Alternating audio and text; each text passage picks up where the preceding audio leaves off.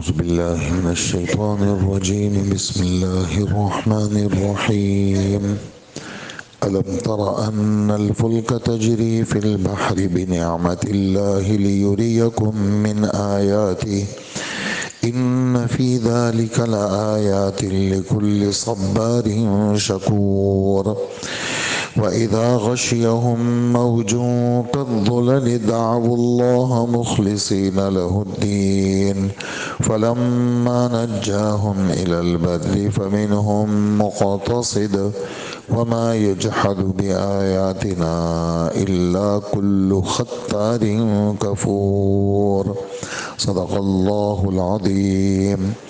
سورہ لقمان کا آخری رکوع ہے، آیت نمبر 31 اور 32 کی تلاوت آپ حضرات نے سنی ہے، اور چونکہ توحید کی دعوت ہے، اللہ کی طرف بلایا جا رہا ہے، اور اللہ کی ذات ایک ذات ہے، اللہ دیکھنے والے ہیں، اللہ سننے والے ہیں، اللہ بچانے والے ہیں، اللہ ہی کی طرف سے جو تکلیف آتی ہے اس پر صبر کرنا مومن کا کام ہے، اور نعمتیں جو آتی ہیں اس پر شکر کرنا یہ بھی مومن کا کام ہے۔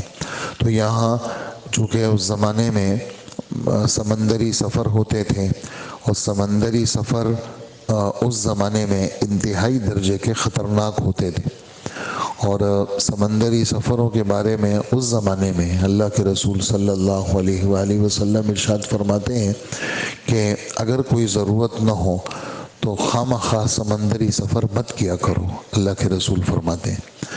اور یہ والی بات آپ نے فرمائی کہ حج اور عمرے کے علاوہ اور جہاد کے علاوہ خواہ سمندری سفر مت کرو، اس لیے کہ مختلف قسم کے حوادث اور آدمی اپنی جان سے بھی چلا جاتا ہے، اس لیے آپ نے شفقت کے طور پر امت کو منع فرمایا۔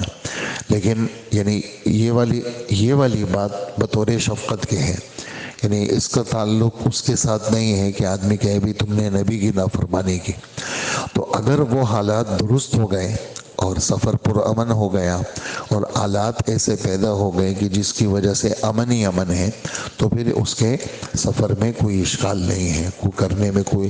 تو اس زمانے میں لوگ سفر کرتے تھے، تو اللہ جل جلالہ ایک نعمت تو یہ فرما رہے ہیں کہ یہ جو سمندر کے اندر اتنا بھاری بھرکم لوہا وہ تم ڈال دیتے ہو اور وہ اوپر تیرتا ہوا چلا جاتا ہے، فرمایا یہ ہماری نعمت ہے۔ اس لیے کہ پانی کی خاصیت یہ ہے کہ وہ کسی بھاری چیز کو اپنے اندر لے لیتا ہے، اوپر نہیں ہو سکتی، لیکن یہ سمندر کے اوپر بھاری بھرکم کشتیوں کا، جہازوں کا چلنا، یہ سمندر کو چیر کر کے ان کا اپنے سفر میں رواں دواں ہونا اللہ کی نعمت ہے۔ اس نعمت کو مختلف جگہوں پہ بیان کیا ہے۔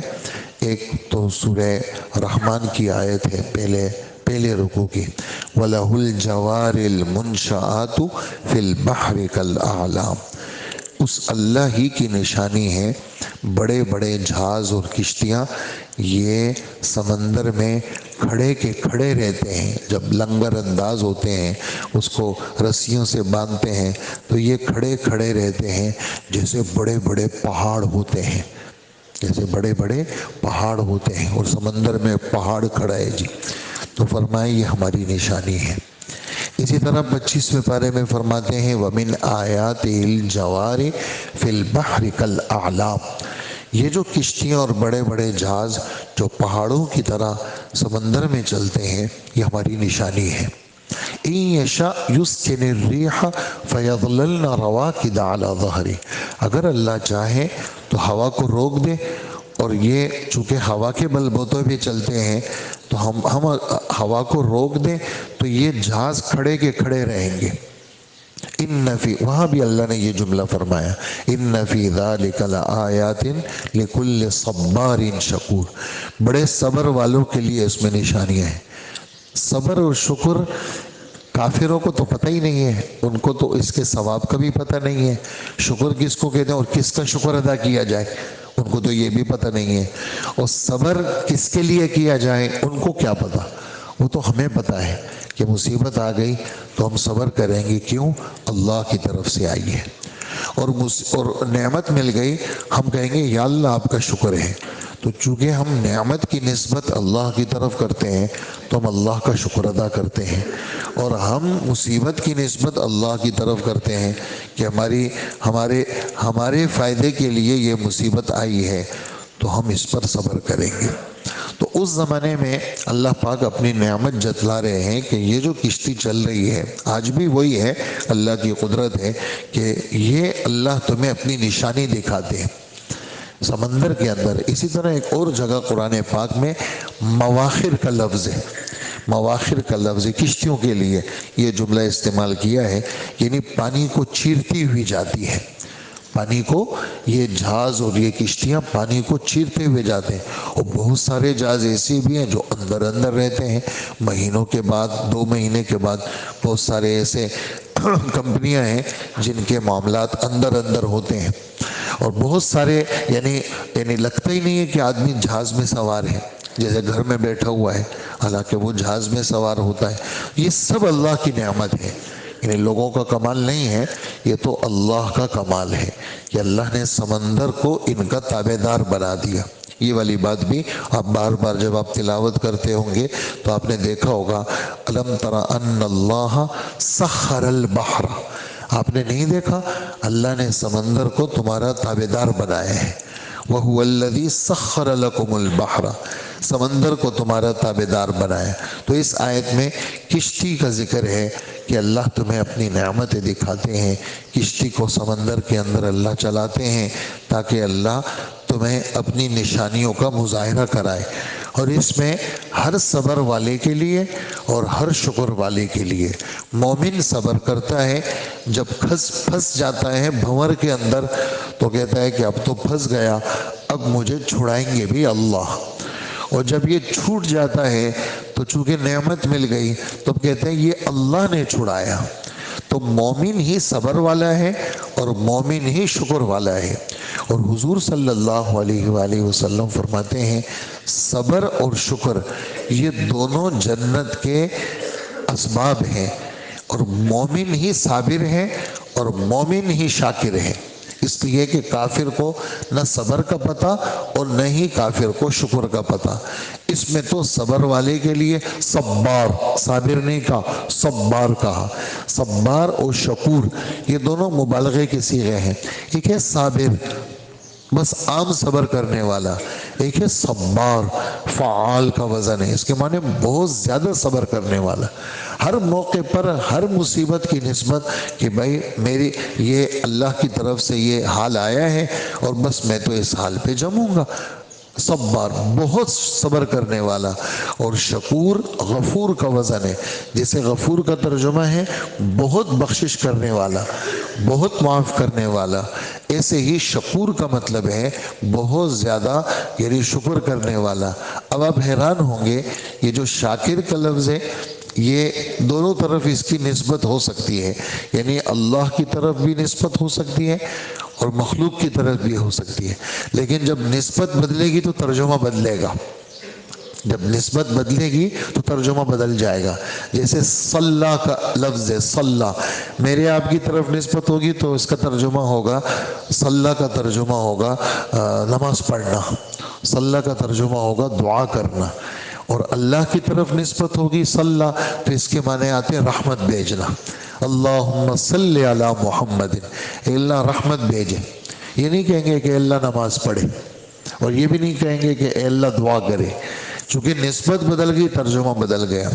ایسے ہی شاکر کا لفظ ہے، اگر میرے آپ کی طرف نسبت ہوگی کہ زید شاکر ہے، عبداللہ شاکر ہے، عبد الوہاب شاکر ہے، تو اس کا ترجمہ ہوگا اللہ کی نعمتوں کا شکر کرنے والا۔ اور اگر اللہ کی طرف نسبت ہوگی جیسے قرآن میں نسبت ہے کہ وَقَانَ اللَّهُ شَاكِرًا عَلِيمًا، تو یہاں ترجمہ شکر سے نہیں کریں گے، اس لیے کہ شکر بندے کا وصف ہے، شکر یہ بندے کی صفت ہے، بندہ نعمتوں میں دب کر کے اپنی عاجزی کا اظہار کرتا ہے کہ یا اللہ آپ کی طرف سے، تو یہ تو اللہ کی صفت نہیں ہے، اللہ کی صفت تو اونچی ہے۔ اس وجہ سے یہاں ترجمہ اگر اللہ کی طرف شاکر کی نسبت ہوگی تو ترجمہ ہوگا قدر کرنے والے، نعمتوں کی قدردان ہے. تو اللہ شکور ہے، اللہ شاکر ہے، قدردان ہے. ان کے ہاں چیزوں کی کیا ہے؟ قدر ہے. بالکل اسی طرح تواب کا لفظ ہے. تواب اللہ کی طرف نسبت کریں گے تو توبہ قبول کرنے والا، اللہ کی طرف نسبت کریں گے تو توبہ، اور بندے کی طرف بھی نسبت کر سکتے ہیں. اس کے معنی آتے ہیں توبہ کرنے والا، لوٹنے والا، اللہ سے معافی مانگنے والا. تو یہ بعض حروف نسبتوں کی وجہ سے ان کے ترجمے کیا ہو جاتے ہیں؟ بدل جاتے ہیں. تو شکور سے یہ بہت ساری باتیں آپ حضرات نے سن لی، اور انشاءاللہ فائدے کی باتیں تھی کہ شکور کی نسبت اگر انسان کی طرف ہو تو اس کا ترجمہ شکر کرنے والا، دب کر کے اللہ کی نعمتوں کا اقرار کر کے، نعمتیں پیش کر کے اپنے عاجزی کا اظہار کرنے والا. کہ اللہ میرے ہاتھ میں تو کچھ نہیں، سب آپ نے دیا ہے، مجھے آپ دل سے شکر گزار بنا دیجئے. اور آگے ایک اور نعمت کا اظہار ہے اسی صبار و شکور پہ کہ جب ان کافروں کو مختلف قسم کے موج گھیر لیتے ہیں پانی میں، سمندری سفر ہوتا تھا اور خشکی کے سفر، سمندر کے، ایتھوپیا وہاں حبشہ لوگ سمندر میں جاتے تھے، اسی طرح یمن کا سفر اور شام کا سفر یہ تو خشکی کے سفر تھے. تو اس سفر کے اندر یہ لوگ گرمیوں کے اندر شام جاتے تھے، شام ٹھنڈا ملک ہے، اور سردیوں میں یمن جاتے تھے، یمن گرم ملک ہے. اس سفروں کی طرف بھی لإیلاف قریش میں اشارہ کیا ہے، لإیلاف ایلافہم رحلۃ الشتاء والصیف، کہ یہ لوگ سفر کرتے ہیں. رحلہ سفر کو کہتے ہیں. رحلہ جیسے آج کل یہ لفظ فلائٹ کے لیے استعمال ہوتا ہے. آپ کی فلائٹ کس وقت ہے؟ ہم لوگ فلائٹ کا لفظ استعمال کرتے ہیں. عرب لوگ، سعودیہ والے اور دبئی والے، یہ لوگ رحلہ کا لفظ استعمال کرتے ہیں. تو رحلہ سفر کو کہتے ہیں، شتاء سردی کو کہتے ہیں. تو خشکی کے سفر بھی ہوتے تھے اور سمندر کے سفر بھی ہوتے تھے. جب سمندر کے سفر میں ان کو موج گھیر لیتی ہے اور موجیں چاروں طرف سے آ گئی، جیسے سائبان ہوتے ہیں، جیسے یوں بھی موج آ گئی، یوں بھی آ گئی، یوں بھی آ گئی، اس طرف سے موجوں نے ان کی کشتی کو، جہاز کو گھیر لیا.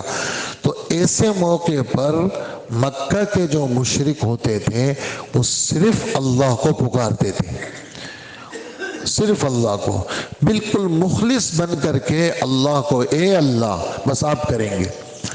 ایسے موقع پر ابو جہل کے بیٹے، وہ بیوی مسلمان ہو گئی ام حکیم، تو یہ چلے گئے.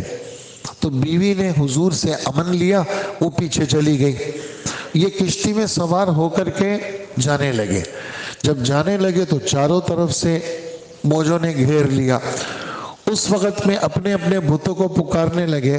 تو وہ جو ملاح تھا وہ کہنے لگا اس وقت تمہارے بت کام نہیں دیں گے، صرف اللہ کو پکارو. تو کہنے لگا اللہ ہی سے تو بھاگ کے جا رہا ہوں میں، اس لیے کہ وہ اللہ کے لیے پکڑ رہے ہیں، مکہ میں آ چکے ہیں، میں اللہ کو چھوڑی کے تو بھاگ رہا ہوں. تو کہا یہاں اللہ کو چھوڑو گے نا تو کام خراب ہو جائے گا، اللہ کو پکارو. ایک جملہ تو یہ ہوا، چوٹ پڑی دل پہ. ادھر دور سے بیوی اپنا چادر، بڑی چادر ہے اس کو ہلا رہی ہے اور بلا رہی ہے کہ تم آ جاؤ.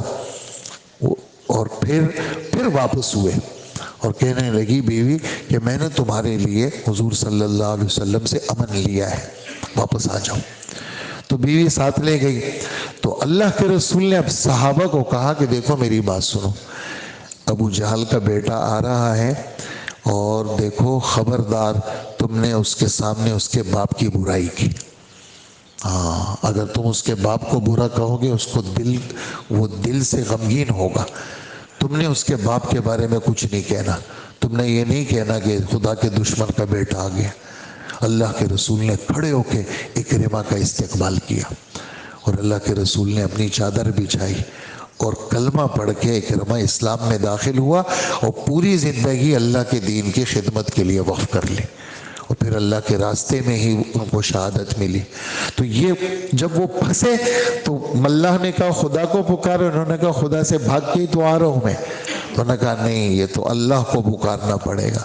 تو اللہ پاک فرماتے ہیں کہ تم لوگ جب پھنستے ہو تو خدا کو پکارتے ہو وہ جب چھوٹ جاتے ہو، خشکی پہ آ جاتے ہو، تو کچھ تو اسی پر ٹھہرے رہتے ہیں اور توبہ کر کے، شرک سے توبہ کر کے واپس آ جاتے ہیں، اور کچھ دوبارہ پھسل جاتے ہیں۔ اور اللہ پاک ایسے پکے بدعہد کو جو وعدہ کر کے مکر جائے، خطار کا لفظ کا پورے قرآن میں ایک ہی جگہ ہے، اکا دکا کہیں ہوگا، میرے ذہن میں نہیں ہے، خطار صرف اس جگہ ہے۔ خطار، خاتارا، انتہائی درجے کا وعدے کو توڑنے والا۔ پھر یہاں میں کہوں گا یہ بھی مبالغے کا صیغہ ہے، ایک ہے خاطر، تھوڑا بہت عہد کو توڑنے والا، ایک ہے خطار، بہت زیادہ عہد کو توڑنے والا، پکا بدعہد۔ اور کفور، یہ شکور کے مد مقابل، شکور کے معنی بہت شکر کرنے والا، اور کفور کے معنی بہت زیادہ ناشکرا۔ اللہ جل جلالہ ہمیں ایسا نہ بنائے۔ یہ تو مسلمان سن رہے ہیں کہ ایسا نہ ہو کہیں پھنس گئے تو توبہ کریں، اور کہیں چھوٹ گئے تو کہیں گے نہیں نہیں بس ختم ہو گیا، بس بیماری تھی آ گئی، بس گزر گئی، آئی سی یو میں تھا تو کیا ہوا، ابھی تو ٹھیک ہوں، دیکھو میں بالکل فٹ فاٹ ہوں، سارے ٹیسٹ میرے کلیئر ہیں۔ تو یہ جملے اچھے نہیں لگتے اللہ کو۔ اللہ کو عاجز آدمی اچھا لگتا ہے، ابھی تو سارے ٹیسٹ کلیئر ہیں، ابھی ظہر میں کچھ ہو جائے، عصر میں کچھ ہو جائے، اللہ تو سب کچھ کر سکتے ہیں۔ اس لیے آدمی جب توبہ کرے تو توبے پہ آدمی کو جمنا چاہیے، توبے کو توڑنا نہیں چاہیے، اور اللہ کی نعمتوں کی ناقدری اور ناشکری نہیں کرنی چاہیے۔ اللہ ہمیں عمل کی توفیق عطا فرمائے۔ تو یہ دو آیتیں تھیں سورہ لقمان کی 31 اور 32۔ اللہ پاک فرماتے ہیں کیا تم نے نہیں دیکھا کہ کشتیاں سمندر میں اللہ کی مہربانی سے چلتی ہے؟ کس کی مہربانی سے چلتی ہے؟ ہاں آج بھی چلتی ہے۔ کوئی ایسا نہیں کہ یہ جہاز جو ہے نا انجن پہ اڑے، ایمریٹس کا جہاز یار بڑا اچھا ہے، یہ پی آئی اے تو سارے ایسے ہی ہے، ہاں ان کے پائلٹ اچھے ہیں اور ہمارے والے تو ایسے ہی ہیں۔ یہ سب اللہ کے حکم سے چلتے ہیں، چاہے وہ سعودی ایئر لائن ہو یا ایمریٹس ہو یا جو ہے وہ سمندری سفر ہو، یہ سب کس کے حکم سے ہیں؟ یہ اللہ پاک اللہ کی مہربانی سے، اللہ کی نعمت سے چلتی ہیں، تاکہ وہ تمہیں اپنے کچھ نشانیاں دکھائے۔ سمندر اللہ کی نشانیوں کی جگہ ہے، یقیناً اس میں ہر اس شخص کے لیے بہت سی نشانیاں ہیں جو صبر کا پکا ہو، بہت زیادہ صبر کرنے والا اور اعلیٰ درجے کا شکر گزار ہو۔ اور جب یہ موجیں سائبانوں کی طرح ان پر چڑھ آتی ہیں تو وہ اللہ کو اس طرح پکارتے ہیں کہ اس وقت ان کا اعتقاد صرف اللہ پر ہوتا ہے کہ بس۔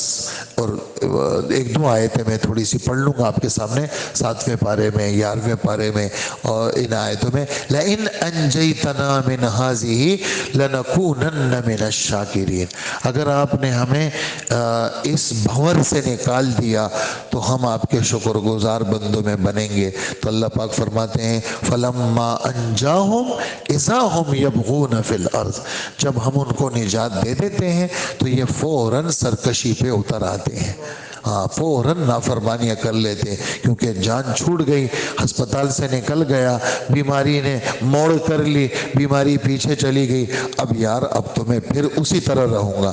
تو ایسا آدمی اللہ کو اچھا نہیں لگتا۔ تو یہ اللہ کو پکارتے ہیں فَلَمَّا نَجَّاهُمْ إِلَى الْبَرِّ، اور جب اللہ ان کو خشکی کی طرف بچا کر لے آتے ہیں تو اس میں کچھ میانہ روی، مقتصد، راہ راست پر رہتے ہیں، اپنی بات پہ جم جاتے ہیں اور گناہ چھوڑ دیتے ہیں، اور کچھ ایسے ہیں جو شرک کرنے لگتے ہیں۔ اور ہماری آیتوں کا انکار تو وہی آدمی کرتا ہے جو خطار ہو، تے کے ساتھ خطار، پکا بدعہد، وعدوں کو توڑنے والا اور پرلے درجے کا ناشکرا ہو۔ تو اللہ ہمیں ایسا نہ بنائے، اللہ ہمیں شکر گزار بنائے، اپنی نعمتوں کا قدردان بنائے، اور توبہ کر کے، عہد اور وعدہ کر کے اللہ ہمیں اس پر جمنے والا بنائے۔ وصلی اللہ وسلم علی نبینا محمد وآلہ واصحابہ اجمعین۔